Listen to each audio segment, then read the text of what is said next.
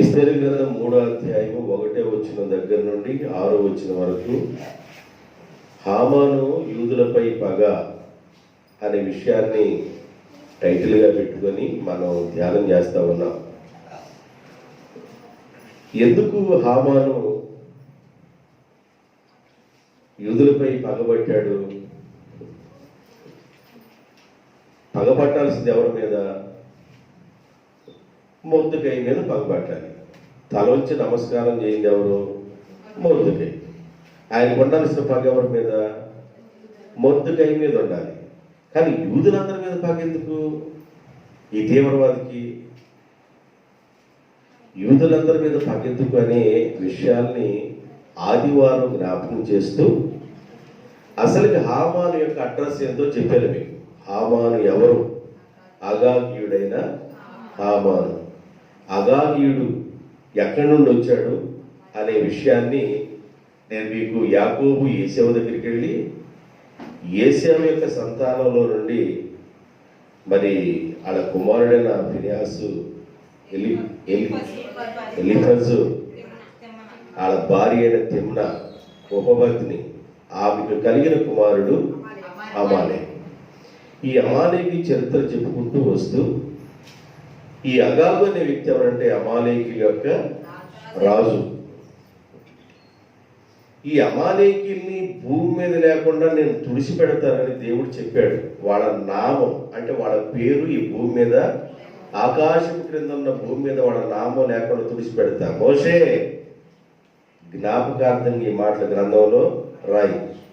ఏంటి ప్రభు అంత కోపం వాళ్ళ మీద అంటే, నా పిల్లలుగా ఉన్న ఇజ్రాయేలు యొక్క సంతానాన్ని వారు ఐగుప్తు నుండి కానానికి ప్రయాణమై వెళుతున్నప్పుడు మార్గ మధ్యలో ఆయాసము, అలచడ చేత బాధపడి నడవలేక ఉన్న వ్యక్తులందరినీ ఓసపోత కోసుకుంటా వచ్చాడు. ఆడవాళ్ళు లేరు, మగవాళ్ళు లేరు, మరి పిల్లలు లేరు, పెద్దవాళ్ళు లేరు, ఎవరైనా అందరినీ నిర్దాక్షిణ్యంగా చంపుకుంటా వచ్చాడు. ఈ పగ వాళ్ళలో ప్రారంభమైంది. అమాలేకీల్లో అమాలేకి అనే వారు ఎవరంటే అన్యజనులకు మొదటివారు. అన్యజనులకు మొదటివారు. అక్కడి నుండి వాళ్ళందరూ స్టార్ట్ అయింది. కనుక యెహోషువ నువ్వు కూడా జ్ఞాపకం చేసుకో, అమాలేకీయులు ఇశ్రాయేలు ప్రజలకు చేసిన విషయాన్ని నేను మరిచిపోను, నువ్వు కూడా గుర్తుంచుకో అన్నాడు. సమూయేలుతో చెప్పాడు, సౌలుతో చెప్పాడు. ఇలాగ దేవుడు చెప్పుకుంటూ వస్తా ఉన్నాడు. ఎవరితో చెప్పుకుంటూ వస్తున్నాడంటే ఇశ్రాయేలు యొక్క ప్రజలతో ఆయన చెప్పుకుంటూ వస్తున్నాడు. దేవుడు ప్రవక్తల ద్వారా దేవుడు డైరెక్ట్ మాట్లాడాడు, ప్రవక్త ద్వారా మాట్లాడిస్తున్నాడు. ఇశ్రాయేలు ప్రజలకి ఎంత అన్యాయం జరిగిందో ఆ విషయాల్ని దేవుడు తన బిడ్డల ద్వారా మాట్లాడుతూ వచ్చాడు. దేవుని యొక్క లెక్కలో ఉన్న, దేవుని యొక్క పిల్లల యొక్క లెక్కలో ఉన్నవాడు మొర్దెకై. మొర్దెకైకి వాక్యం తెలుసు. మొర్దెకై దేవుని యొక్క విధానం ఏందో, దేవుడంటే ఏందో, దేవుని శక్తి ఏందో, దేవుని బలమేందో, అమాలేకుల మీద ఎందుకు కోపపడ్డాడో ఈ విషయాలన్నీ మొర్దెకైకి తెలుసు. కనుక ఈ అమాలేకుడిగా ఉన్న హామానుకి నేను నమస్కారం, అగాగీయుడైన హామానుకి నేను నమస్కారం చేయను, అసలు ఆడ పేరు తుడిచిపెడతానన్నాడు. రాజులకు నమస్కారం చేశారు. నేను చెప్పాను, రాజులకు నమస్కారం చేశారు. దావీదు ఎవరికి నమస్కారం చేశాడు? సౌలుకి. దావీదుకి ఎవరు నమస్కారం చేశారు? అహిమయస్ అనే వ్యక్తి నమస్కారం చేశాడు. ఇట్లాగా అబ్రహాము కూడా తన భార్య చనిపోయినప్పుడు నమస్కారం చేశాడు. హేతు కుమారులకు నమస్కారం చేశాడు. ఇలాగ నమస్కారం చేసిన పద్ధతులు ఉన్నాయి, కానీ ఈయన కూడా నమస్కారం చేయొచ్చు. కానీ హామానుకు మాత్రం నమస్కారం చేయడానికి ఇష్టపడక తన వంశం ఏందో, అసలు తన క్యారెక్టర్ ఏందో, తన అడ్రస్ ఏందో పూర్తిగా చెప్పేసేసాడు. ఏమన్నా చేస్తారు.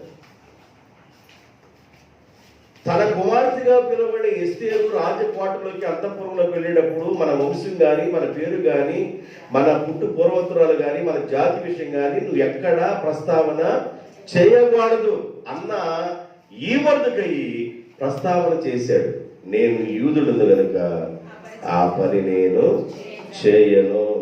ఇప్పుడు ఎక్కడ లేని కోపం వచ్చేసింది. ఎవరికి? హామానికి ఎక్కడ లేని కోపం వచ్చేసింది. ఎక్కడ లేని కోపం వచ్చింది. 6వ వచనం చూడండి ఒకసారి. మొర్దెకై ప్రాణము మాత్రము తీయుట స్వల్ప కార్యము అని ఎంచి, ప్రాణము తీయటం ఏందంట? ఎవరికి స్వల్ప కార్యం? హామానికి స్వల్ప కార్యం అంట ప్రాణం తీయటం. ఒక మనిషి ప్రాణం తీయటం మంచుల ప్రాయం అని చెబుతున్నాడు. దేవుని పిల్లల ప్రాణం తీయటం మంచుల ప్రాయం అన్నాడు. ఒక వ్యక్తి యొక్క ప్రాణం తీయటం స్వల్ప కార్యం అని ఎంచి, మొర్దెకై యొక్క జనులు ఎవరైనది తెలుసుకొని అహష్వేరోషు యొక్క రాజ్యమన్నంతట ఉండు మొర్దెకై స్వజనులకు యూదులందరినీ సంహరించుటకు ఆలోచించను. నిద్రపడతల్లా యూదులందరినీ. అసలు ఆయన కోపం మొర్దెకై మీద, యూదులందరికీ మీద ఎందుకైంది?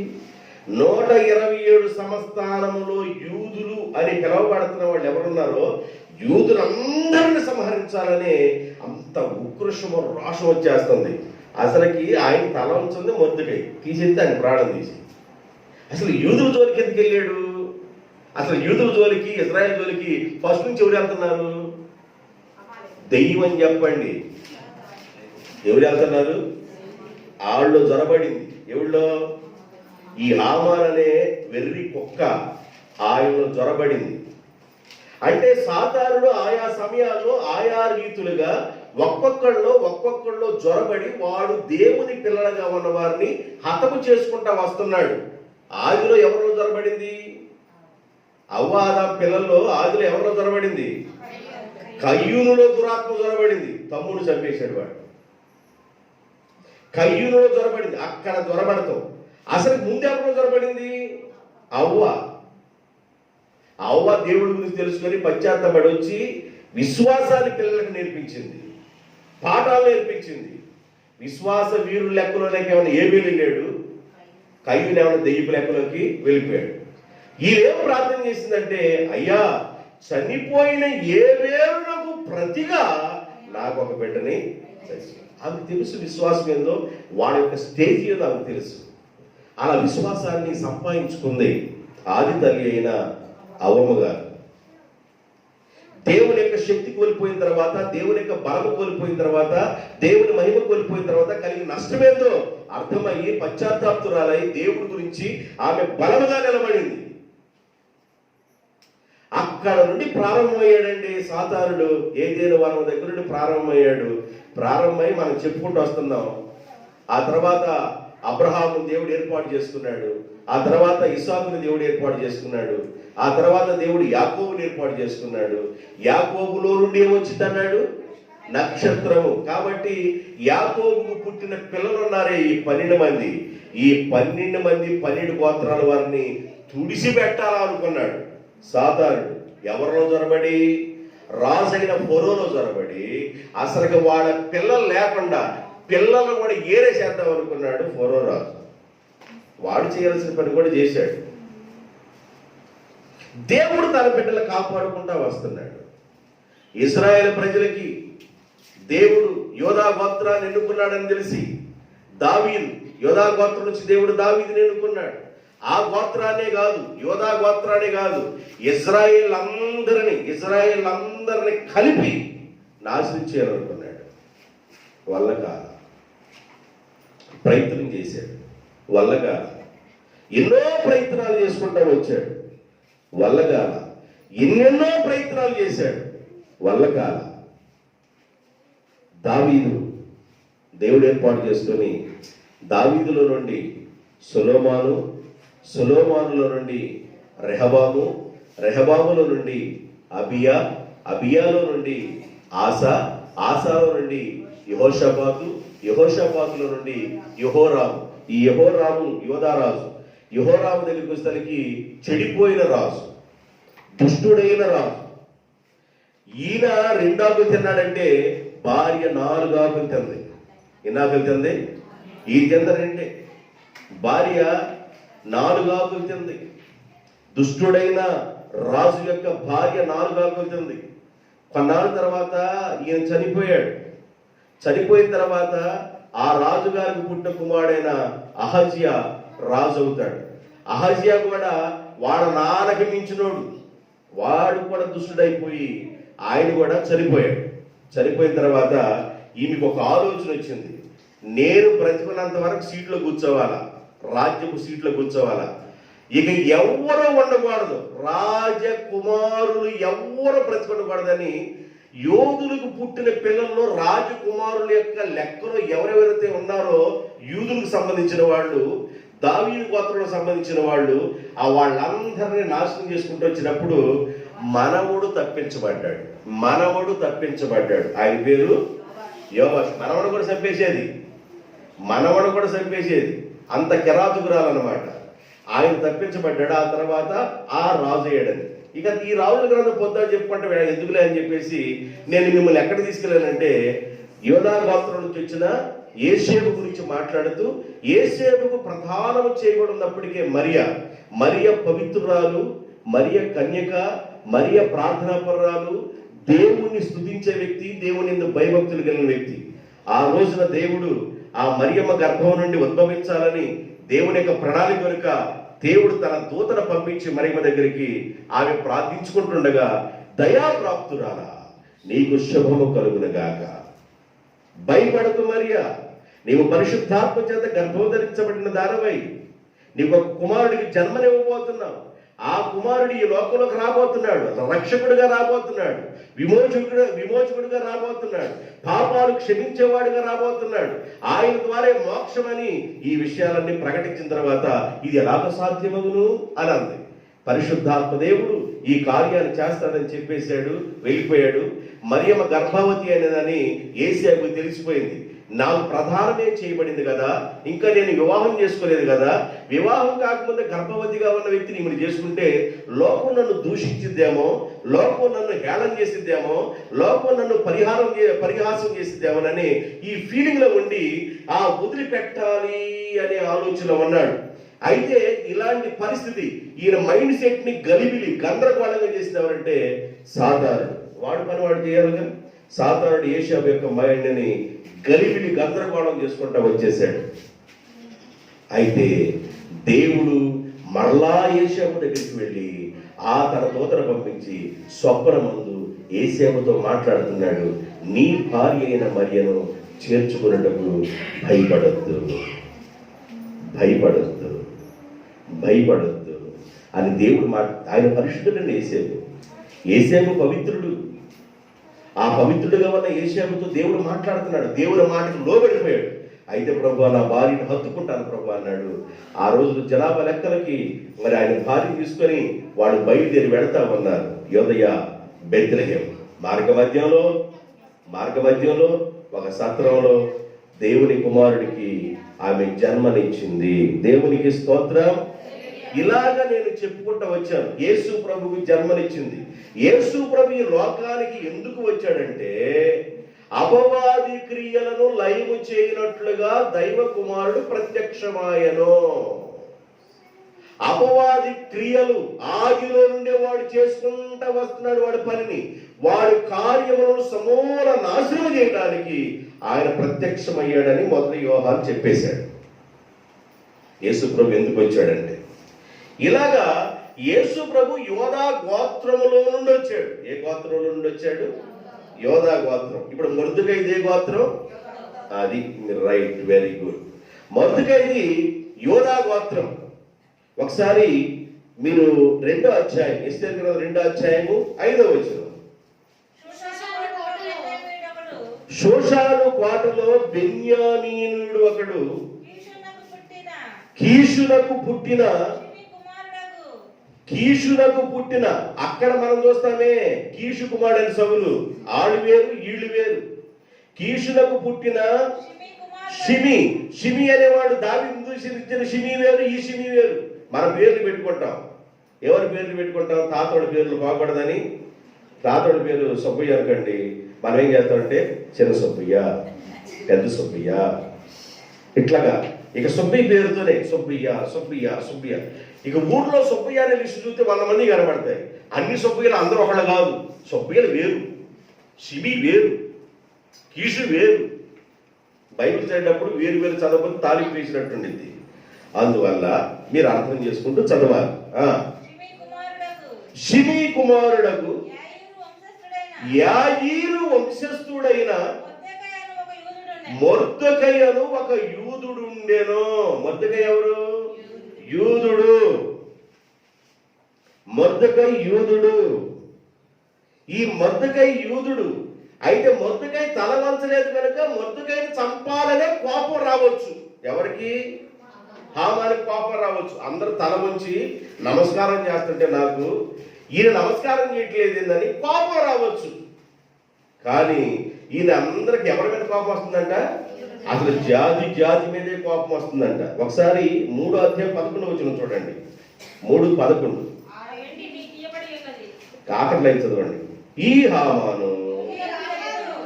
హామాను యూదులకు ఏదంట శత్రువు? యూదులకు. యూదుడైన మొర్దెకైకి శత్రువు అంటలా, యూదులకు బహువచనం, యూదుడు ఏకవచనం, యూదులకు శత్రువు బహువచనం. ఏంటి అసలు యూదులందరికీ ఏం శత్రువేంది? ఏంటి అసలు? ఏంటంటే ఎనక పాఠంలోకి వెళ్తే ఆయన ఏందో, వాళ్ళ పూర్వీకులు ఎవరో, వాళ్ళ పుట్టు పూర్వోత్తరాలు ఏందో, ఈ విషయాలన్నీ మీకు వివరించబడ్డాయి. వాళ్ళ పూర్వీకుల యొక్క లెక్కలకు వెళ్ళిపోయేదానికి ఏశావు యొక్క జనరేషన్లో నుండి వచ్చారు. ఏశావు తన తమ్ముడైన యాకోబు మీద కోపం విడిచిపెట్టాడు, కానీ ఏశావు పుట్టిన సంతానంలో వాడు కోపం వదలలా.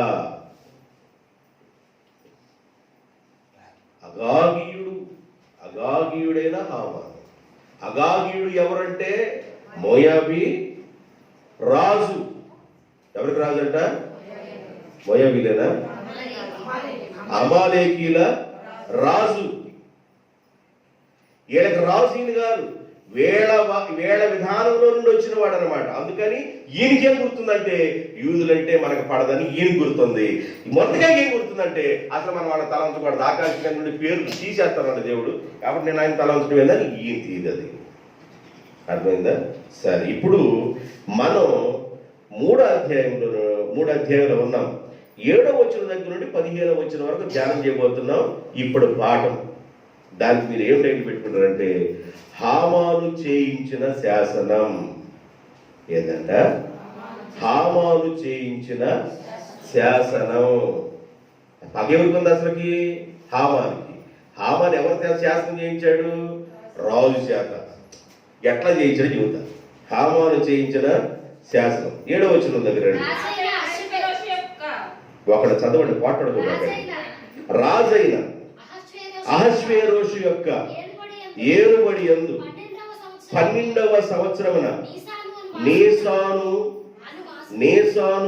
అను మాసమున అనగా ప్రథమ మాసమున వారు హామాను ఎదుట పూరు అనగా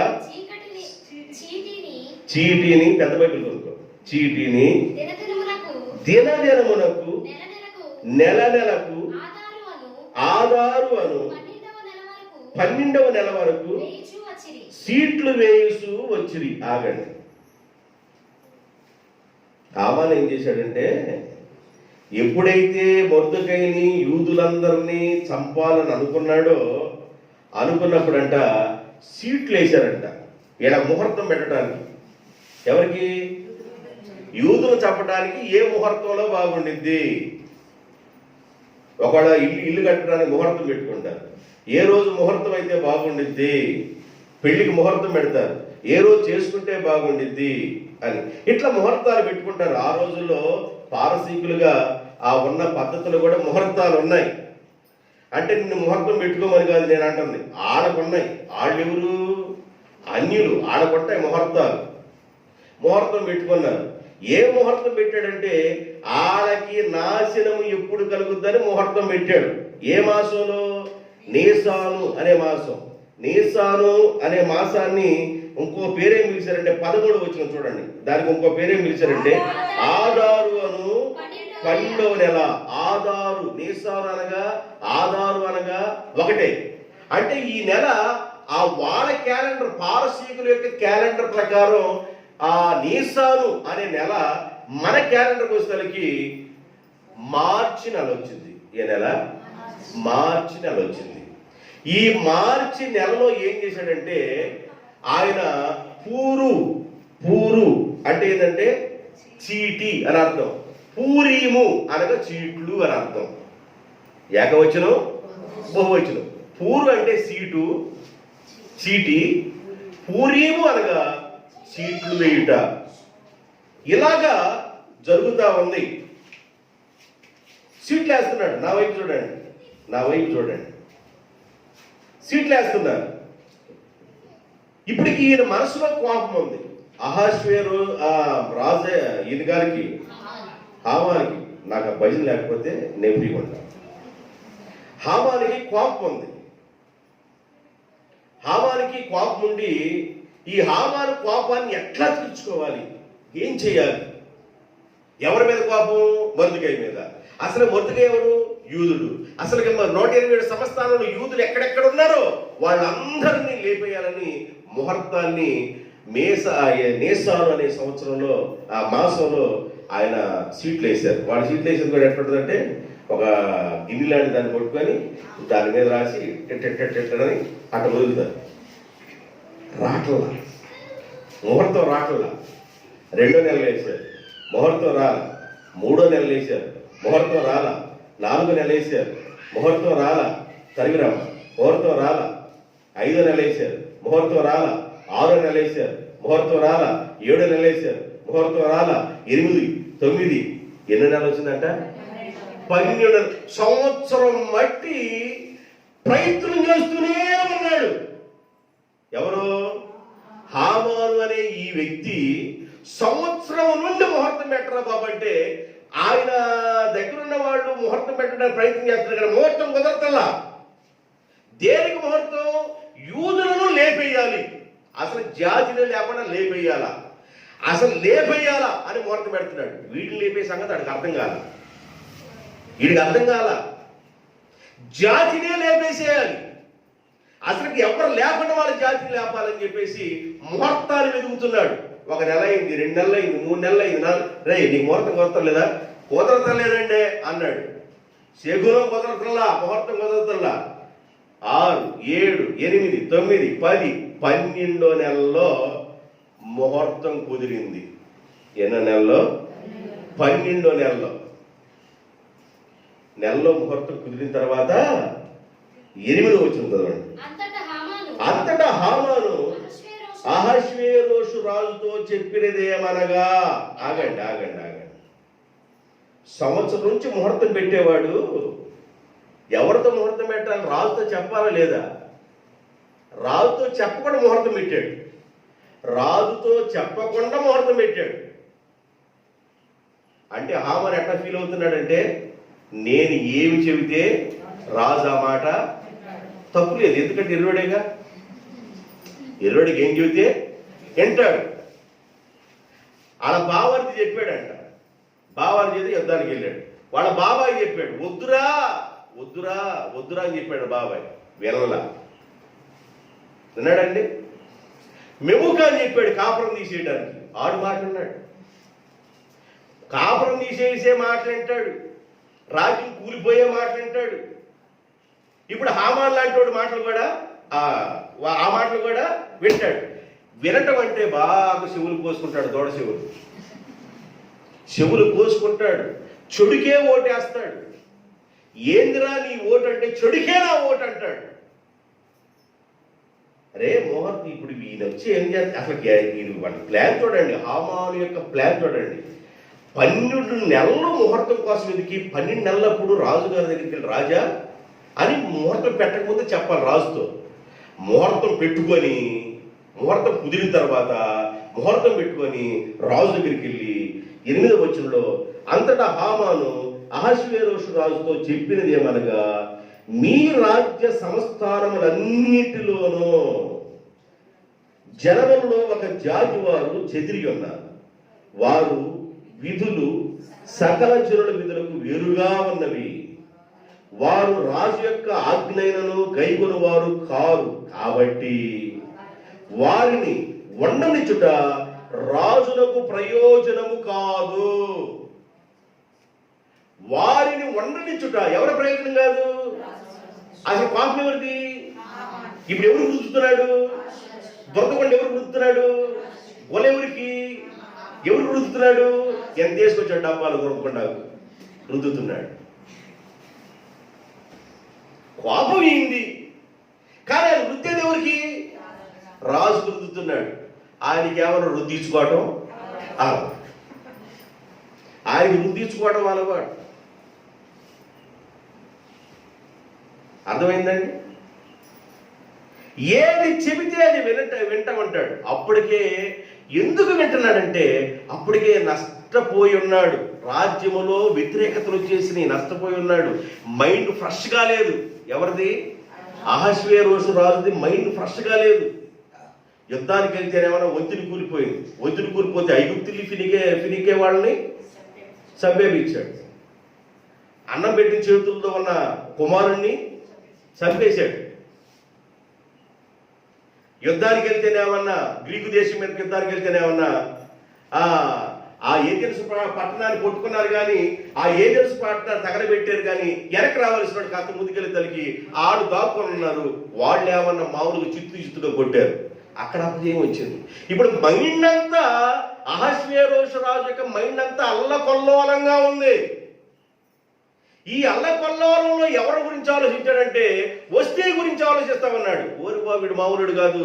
అసలు వస్తీకి ఎంత ముహూర్తం పెట్టింది ఎవరని అనకముందే రాజా ఒక అమ్మాయిని చక్కటి అమ్మాయిని తీసుకొస్తున్నాడు. ఓకే అన్నాడు ఆయన. అన్నిటికీ ఓకే గీకటమే. ఏటీఎం కార్డు గోకినాడు. ఓకే అన్నాడు. ఇక 127 సంస్థానంలో మంచి మంచి అందగత్తులను తీసుకొస్తే ఎస్తేర్ నచ్చింది. పెళ్లి చేసుకున్నాడు. ఒక ట్రిప్ 400 మంది వచ్చారు. వచ్చిన వాళ్ళందరినీ 2వ గదిలో పంపించాడు. ఒక గది నుండి 2వ గది. ఒక గది ఏమన్నా కన్నికలు. 2వ గదిలో చెప్తే అయిపోయింది వాళ్ళ చరిత్ర. ఇక వాళ్ళు ఆవిడ అన్నం తింటే చచ్చిపోవటమే. విధవరాలు కూడా చచ్చిపోవటమే. ఎస్తేరుతో ఉన్నాడు. ఇట్టకన్నా కాపురం చేస్తున్నాడంటే 2వ ట్రిప్లో చెప్పించుకున్నాడట మళ్ళా కన్నికల్ని. ఇక ఇదే భజన. ఆయన విధానం ఎట్లా ఉందో చూడండి. ఇలాంటి పరిస్థితి ఒకవైపు ఏమన్నా రాజ్యంలో ఓడిపోయిందనే ఒక ఫీలింగు, జనం సైన్యం పోయిందని ఒక ఫీలింగు. ఇలాంటి ఫీలింగ్లో మైండ్ సెట్ అంతా ఖరాబుగా ఉన్న పరిస్థితుల్లో హామాన్ అనే వ్యక్తి వెళ్ళిపోయి ఒక గుళికేస్తున్నాడు పందికొక్కేసినట్టుగా. ఏం గుళికేస్తున్నాడంటే, రాజా వారిని వండనిచ్చుట నీకు మంచిది కాదు. పాపం ఎవరిది? కానీ ఎవరికి మంచిది కాదు అన్నాడు. మంచిది కాదు ఈయనకి. తల నుంచి నమస్కారం చేయట్లేదు కదా, ఈయనకి బాధ. కానీ తీసుకెళ్ళి ఈయన బాధను ఎవరు రుద్దుతున్నాడు? ఆయన బాధగా రుద్దుతున్నాడు. ఆహా, ఎట్లాగుందా వ్యవహారం? మన రాజ్యంలో ఎవరు జాతి వాళ్ళ? అసలు మనం లెక్క చేయట్లేదా? మన శాసనాన్ని, మన విధానాన్ని, విధులు లెక్క చేయట్లేదా?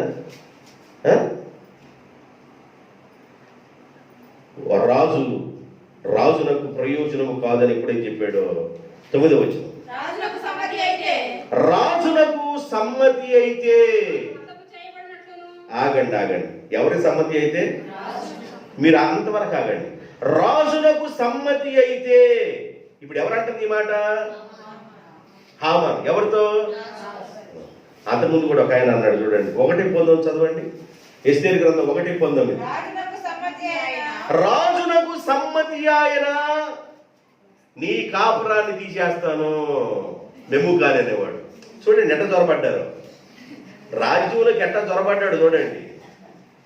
1వ అధ్యాయం 19వ వచనం చదవండి. రాజునకు సమ్మతి ఆయన వస్తీ రాజైన అహష్వేరోషు సన్నిధికి ఏకను ఎన్నడూ రాకూడదు. పులిస్టాప్ పెట్టేశాడు.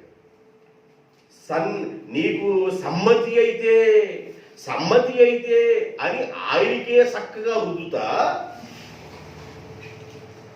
ఆయన కాపురం తీసేసాడు, మెముకాన్ అనేవాడు.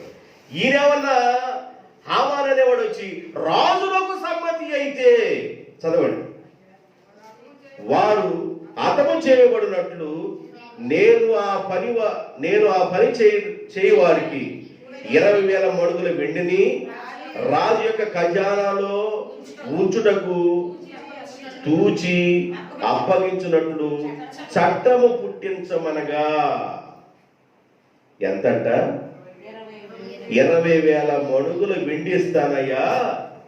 మీరు కింద వచ్చిన చదివి 10వ వచ్చిన తర్వాత నిదానం చదువుకోండి. కన్ఫ్యూజన్ కాబాకండి. రాజే ఇచ్చినట్లుగా ఉండింది అక్కడ. కన్ఫ్యూజన్ కాబాకండి. ఈ హామాను యొక్క ఆలోచన ఏంటంటే, యూదుల మీద ఎప్పుడైతే నేను 20,000 మణుగులు ఎప్పుడైతే ఇస్తానన్నాడో, ఎందుకంటే ఈయన కొప్పుడికేసాడు, అప్పటికే రాజ్యంలో చాలా మంది కోల్పోయాడు. అసలు ముందు 180 రోజులు ఏం చేశాడు? విందు చేసి పలహారం చేశాడు. 7 రోజులు విందు చేసి పలహారం చేశాడు. ఇక ఏమి రాజ్యంలో కొంత ఖజానాలో తగ్గింది డబ్బు. కాబట్టి ఇప్పుడు ఈయనేమంటాడంటే హామాను, 20,000 మణుగుల వెండినిస్తాను, నీకు సమ్మతి అయితే అది చట్టం పెట్టయ్యా, అది తయారు చేయి. ఆ మాటని అన్నాడు. ఎట్లా ఇస్తావయ్యా? రాజుగా ఉన్నా నేనే, నా దగ్గర రాజ్యం నేను లెక్కేసుకోవాలి, కానీ నీ దగ్గర నుంచి 20,000 మణుగులు వెండి ఆడ నుంచి వచ్చింది అని అడగాల? 20,000 మణుగులు వెండి నువ్వు ఏడ తీసుకొచ్చి ఇస్తావని అడగొద్దు. నాకెందు నువ్వు ఉద్యోగస్తుడు? ఎప్పుడన్నా నాకు ఏమైనా కన్నవేమైనా వేసావా? నువ్వు నా దగ్గర ఏమైనా దోచుకున్నావా? 20,000 మణుగులు వెండి ఎక్కడ తీసుకొచ్చి ఇస్తావు? 20,000 మణుగులు వెండి అంటే దాని అర్థం ఏంటంటే 3,40,000 కేజీలు వెండి అంట. ఎంత? 3,40,000 కేజీలు వెండి. 3,40,000 కేజీలు వెండి ఏడ ఉంది నీకు? ఎక్కడ తీసుకొచ్చావు అడగాల? అడగల. అసలు ఈయన ఎక్కడి నుండి తీసుకొద్దాం అనుకున్నాడు? నువ్వు కానీ ఆర్డర్ ఇస్తే ఈ 127 సంస్థానంలో ఉన్న యూదులందరూ చంపేస్తాను, ఆ యూదులందరూ ఆస్తి మొత్తం తీసుకొస్తాను, నీకేమన్నా 20,000 మణుగులు వెండిస్తాను, ఉన్నది నేను ఉంచుకుంటాను అని ఇండైరెక్ట్గా వాడాడు. ఎవరు? చూడండి, వాడు మామూలు వ్యక్తి కాదు, జంత్రమంతర నెంబర్ 1. దాని మీకు ఆన్సర్ ఎక్కడ దొరికిందంటే మీకు చిన్న ఇంటిస్తున్నాను. 4వ అధ్యాయం 7వ వచనం. మొర్దెకై తనకు సంభవించినదంతయు యూదులను నాశనము చేయుటకు గాను హామాను వారిని బట్టి, ఎవరిని బట్టి?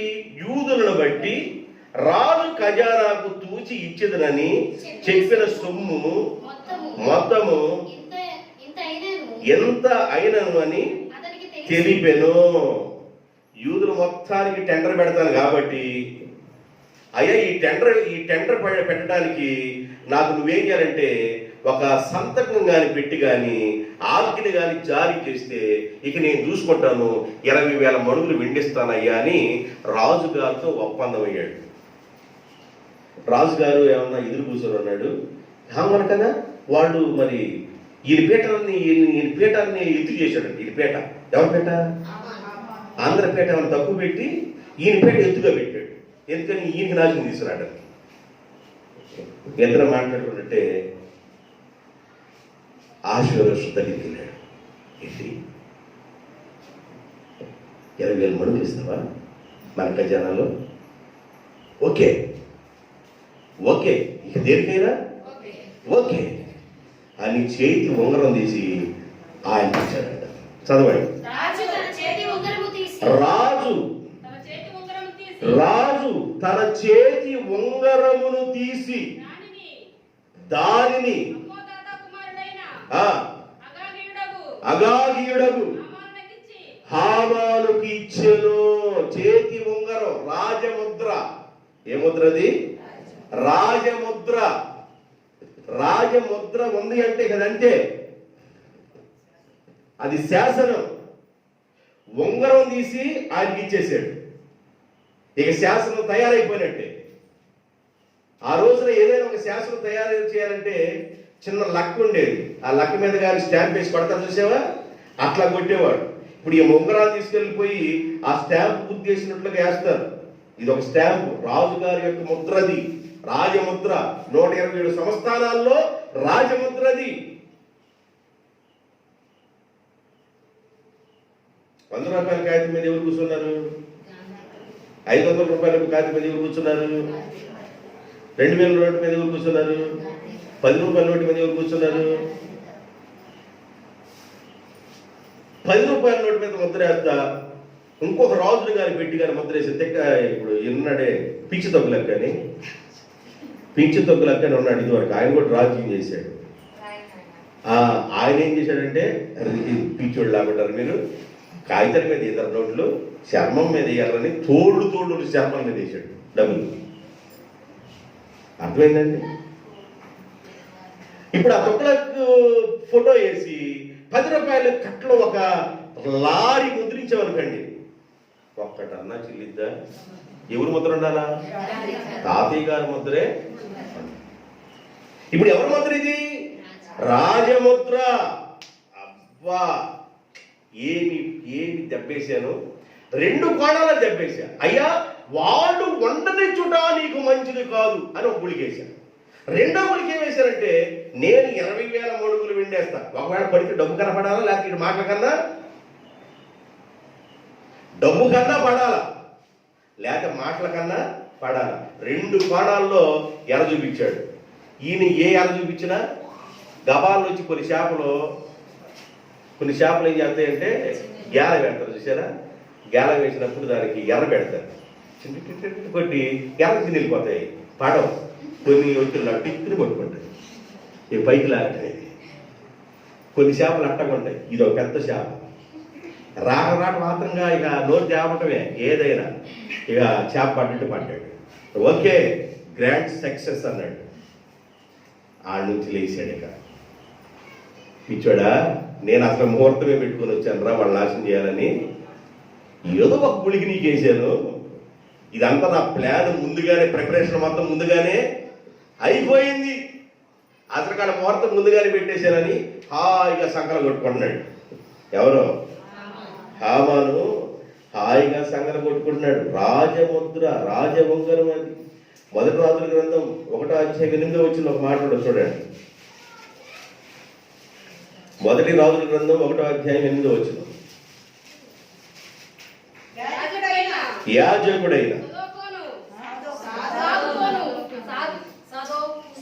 సరే ఏదో ఒకటి అంటే కలపలు పెట్టుకున్నా కూడా ఇబ్బంది ఉందంటే సరిగ్గా కనబడుతుంది. బైబిల్ కూడా పెద్ద బైబిలే కదా. చదువురా నువ్వే చదువు.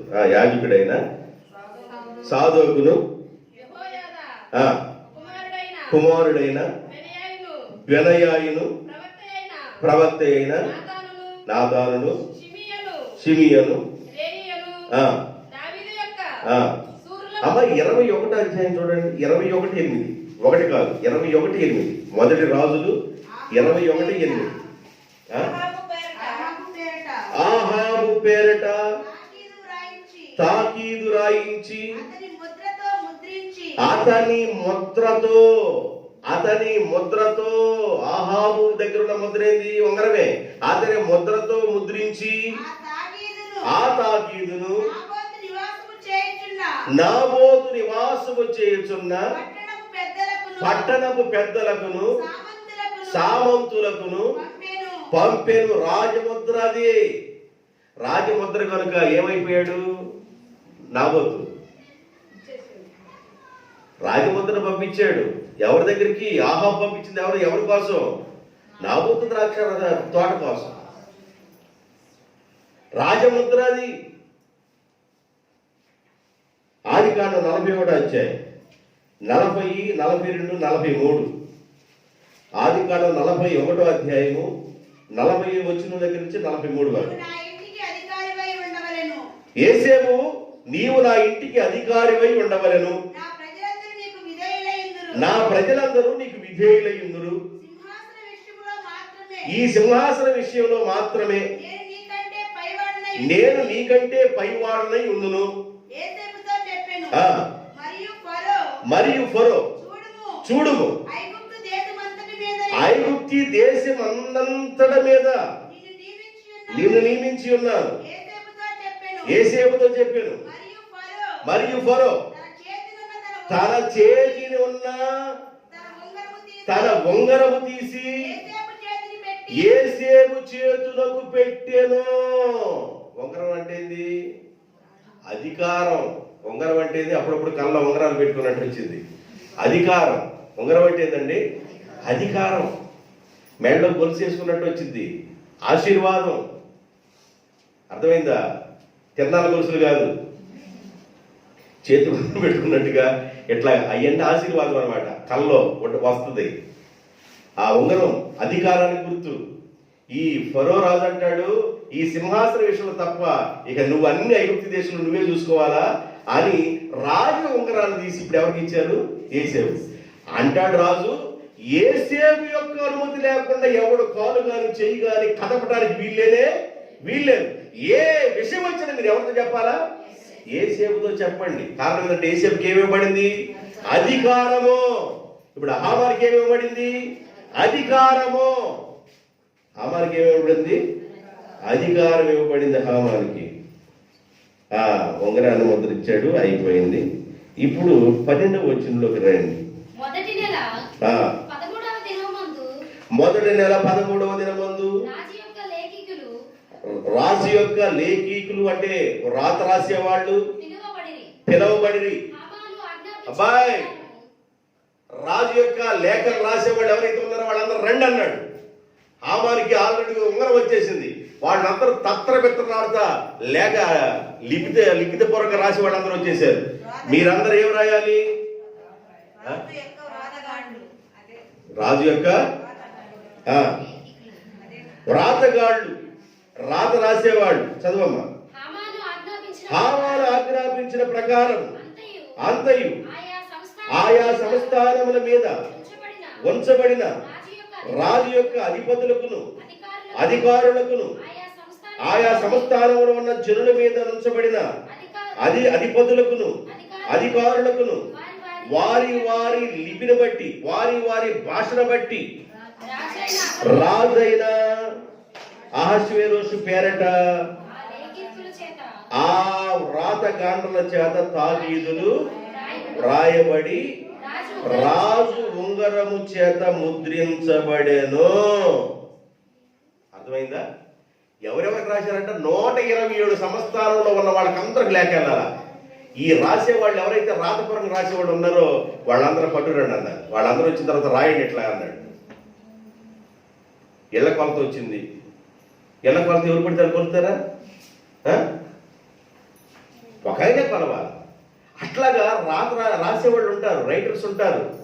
రాజు కింద వీళ్ళందరినీ హామాన్ ఏం చేశాడంటే చప్పడు పెట్టాడు, పరిగెత్తారు. పలానా అందరూ వచ్చేసి వీళ్ళ పనిలో నిమగ్నం అయిపోయారు. 1000 రూపాయల నోటు మాయమైపోయిందో 7 జనక్కాయలు పట్టుకోవచ్చు అనుకొని 2000 రూపాయలు కొత్తగా వచ్చేసిందని రాత్రి ఆయన చెప్పలా అట్టాకి చెప్పేశారు. లేఖ రాసేసారు. ఇక 2000 రూపాయల నోటుకి విలువ, ఇక 1000 రూపాయల నోటు 500 రూపాయలు ఇప్పుడు ఇక వాటి విలువ లేదు. ఆయన కొత్తగా ముద్రించిన 500, రాజుగారు కొత్తగా ముద్రించిన 2000, వాటికే విలువ. ఇక 1000 రూపాయల కాగితాలు ఎన్ని దాచుకున్నా కూడా తీసుకొచ్చిండి అన్నాడు. దాచుకున్నారు. ఇంత 700 నుంచి వచ్చిందని జనాలు అంటారు. దాచుకున్నారు, మార్చుకున్నారు. శాసనం పుట్టించేశారు. ఏంది అసలు ఆయన బాధ? ఏంది ఆ తాకిదులు ఎందుకు రాయించాడు? రాజముద్ర ఎందుకు చేశాడు? 13వ వచనం. అదారు. ఇంతకేం చెప్పాను? అదారు అంటే నేసాను అనగా అదారు అను 12వ నెల 13వ దినమందు యవ్వనులేమి, వృద్ధులనేమి, శిశువులనేమి, స్త్రీలనేమి, యూదులందరినీ ఒక్కరోజే బొత్తిగా నిర్మూలన చేసి వారి సొమ్ము కొల్లబుచ్చుకొని తాకీదులు అంచేవారి చేత రాజ సంస్థానములన్నిటినీ పంపబడెను. అబ్బాయి, ఎక్కడోళ్ళు అక్కడ యూదులు అని ఉన్నారనుకో, పిల్లలు, పసిపిల్లలు, భార్యలు, భర్తలు యూదులు అని వినబడితే వాళ్ళందరినీ మీరు ఎక్కడోళ్ళు అక్కడ అధికారులు ఉన్నారుగా, వాళ్ళందరినీ మీరు ఏం చేయాలంటే వాళ్ళు చంపేసి ఆ కొల సొమ్మంతా తీసుకురండి. నేను ఎందుకు ఇప్పుడు రాజుకి 20,000 మణుగులు ఇస్తానన్నా, మిగతాది రాది ఆయన మిగింది. ఇది అసలు వాడు ఆలోచించాడు.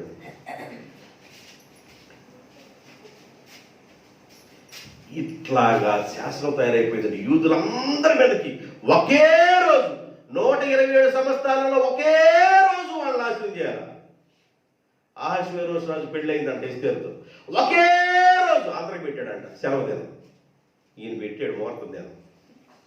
ముహూర్తం ఏం పెట్టింది? ముహూర్తం పెట్టాడు.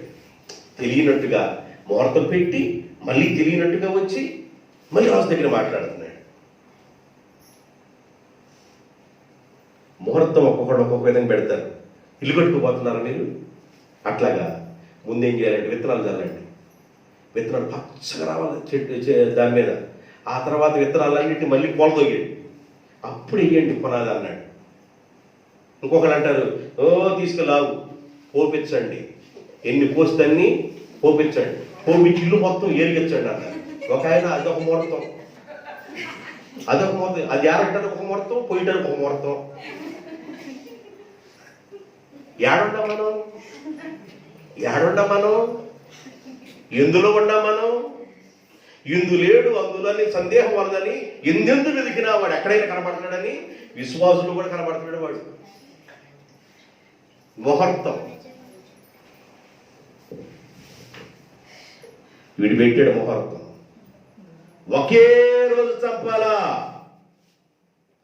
కిందకి రండి అమ్మా.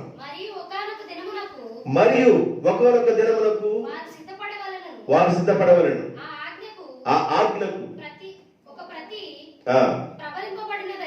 ప్రబలింపబడినదై ప్రతి సంస్థానములో ఉన్న సమస్త జనులకు ఇయ్యబడుటకు పంపబడిను. ఆ తాకిదులన్నీ పంపబడిను. అంచెవారు అంటే పంచేవారు రాజాజ్ఞ చేత త్వరపడి బయలు వెళ్ళిరి. ఆ ఆజ్ఞ షోషాను కోటలో ఇయ్యబడెను. దానిని విని షోషాను పట్టణమందు కోటలో కలతపడెను. అంతటా రాజును హామానును విందులకు కూర్చుకొని. అసలు ఏమండి, ఆ సంపటానికి ఏమైనా తాకిదులు పంపించి ఈయన ఏమన్నా విందుకు కూర్చున్నాడు. అసలు మామూలు మనిషి అంటారా? రాజును హామానును విందులకు, ఇక వీళ్ళు విందు కూర్చుంటేంది, ఇంకేం చేయాలా? విందులు ఏమన్నారా? మీకు బాగా అర్థం. విందులు ఏమన్నారంట? మందు. విందులో మందు. ఇక వీళ్ళు బిజీగా ఉన్నారు.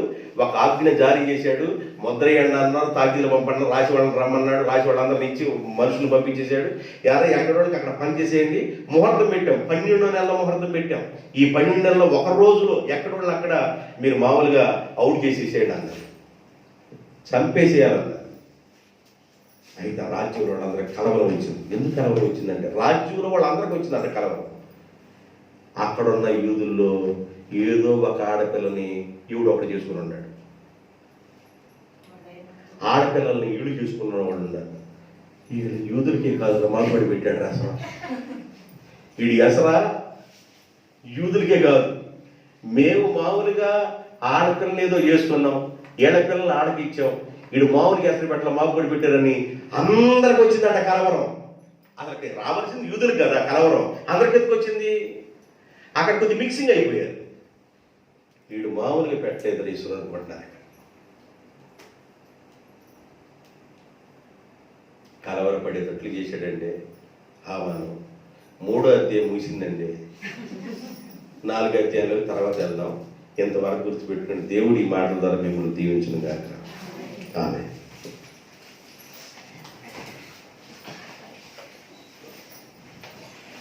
ప్రార్థన చేసుకుంటాం.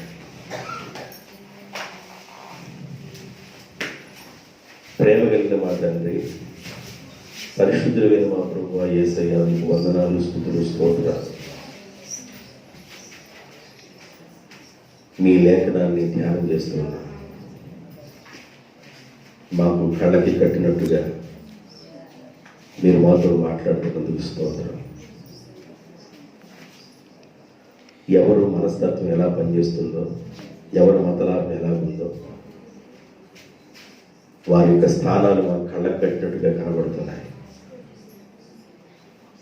దేవుని పిల్లలుగా ఉన్న మేము ఎలా జ్ఞానం కలిగి ప్రవర్తించాలో మీరు మాకు నేర్పిస్తున్నందుకు స్తోత్రాలు. నా తండ్రి, నా దేవ, మీ మాటలు విన్న మీ బిడ్డలందరినీ మీరు దీవించండి, ఆశీర్వదించండి. మేలుతో నింపమని, వాక్యములో ఉన్న బలము, శక్తిని అనుభవించి కృప దయచేయమని యేసు నామములో వేడుకుంటున్నాను తండ్రి.